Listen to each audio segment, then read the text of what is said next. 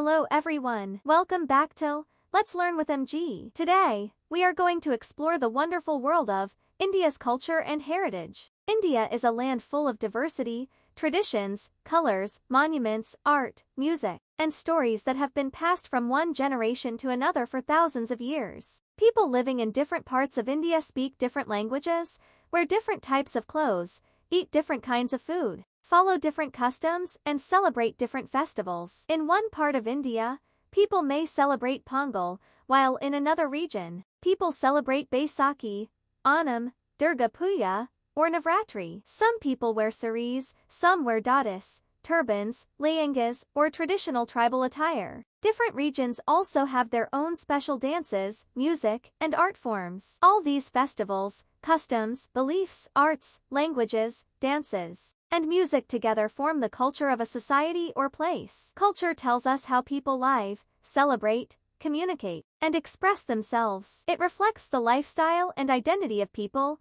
from different regions and time periods. The culture of a place is also reflected in monuments, clothes, scripts, paintings, and architecture. When we look at ancient temples, forts, paintings, or traditional clothing, we learn about the people who lived long ago and how they expressed their creativity and beliefs. Now let us understand the meaning of heritage. Heritage means valuable objects, traditions, and qualities that have been passed down to us from previous generations. It is like a precious gift from our ancestors. The different parts of culture together form our heritage. Heritage connects us to our past and helps us understand our history and identity. There are mainly two types of heritage: material heritage and non-material heritage. Material heritage includes things that we can see and touch: buildings, monuments, sculptures, statues, paintings, books, crafts, coins, and many other objects are called material heritage. Many of these things were created by people hundreds or even thousands of years ago, and some of them still exist today. Non-material heritage includes traditions and practices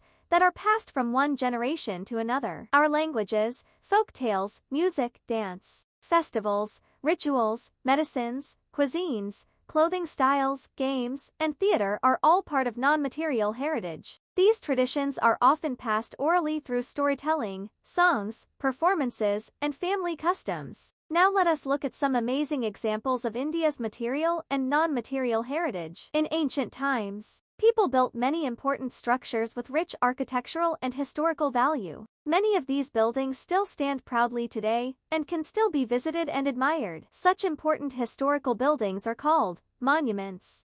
Monuments, sculptures, paintings, coins, books, crafts, and statues are all considered material heritage because they help us understand the past. Let us first visit one of the most famous monuments in the world, the Taj Mahal. The Taj Mahal is located on the banks of the river Yamuna in Agra, Uttar Pradesh. It is around 400 years old and is made of beautiful white marble. This magnificent monument was built by the Mughal Emperor Shah Jahan in memory of his beloved wife, Mumtaz Mahal. The Taj Mahal is admired all over the world for its beauty, symmetry, and detailed craftsmanship. When sunlight falls on the white marble, the monument shines beautifully and looks magical. Next, let us learn about the Sanchi Stupa in Madhya Pradesh. The Sanchi Stupa is famous for its Buddhist monuments and is thousands of years old. The construction of the Sanchi Stupa was started by Emperor Ashoka. The monument has 4 beautifully carved gateways called Toranas. These gateways show scenes from the life of Gautama Buddha through detailed carvings and artwork. The peaceful surroundings and artistic carvings make the Sanchi Stupa one of India's most important historical monuments. Now let us move to the spectacular Golconda Fort in Hyderabad. Golconda Fort was built by King Quli Qutub Shah of the Qutub Shahi dynasty. The fort has huge gates,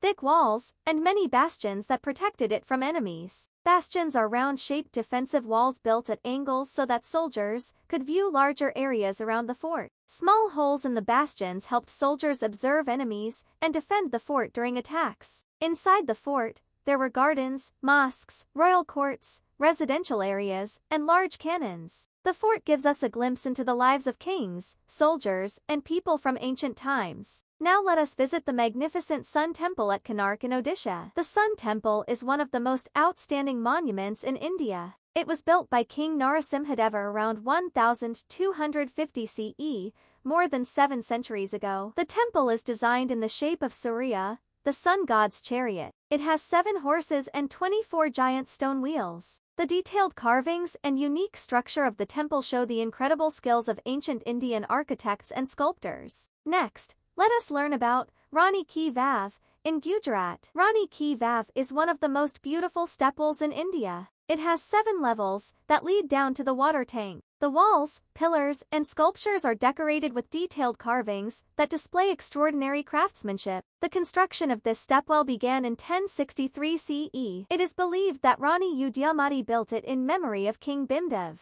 Even today, people admire its artistic beauty and architectural design. Now let us travel to Karnataka and see the giant statue of Lord Gomeshwara, also known as Lord Bahubali.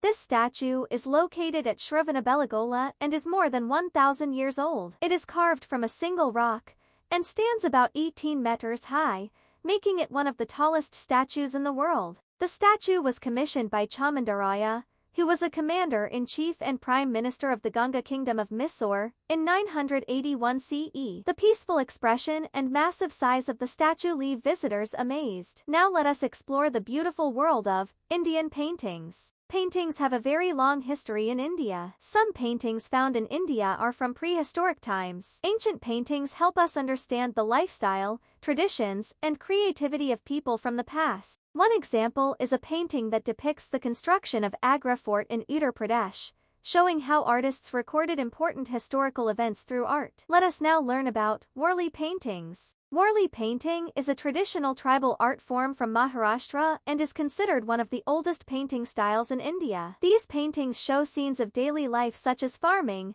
hunting, dancing, and celebrations. Warli paintings are traditionally made on the mud walls of huts using white rice paste. Artists use simple geometric shapes like circles, triangles, and lines to create people, animals, and nature scenes. Even though the designs are simple, the paintings beautifully tell stories about village life and traditions. Next are the famous Thanjavur paintings. Thanjavur paintings originated in a place called Thanjavur in Tamil Nadu. These paintings are known for their rich colors, decorative style, and divine beauty. Most Thanjavur paintings show Hindu gods and goddesses. Artists traditionally used gold foil and precious or semi-precious stones along with bright colors. This made the paintings shine beautifully and look royal and elegant. Finally, let us learn about Madhubani paintings. Madhubani painting developed in the Mithila region of present-day Bihar, so it is also called Mithila art. These paintings are famous for their bright colors, detailed patterns, and beautiful designs. Artists often paint flowers, birds, fish,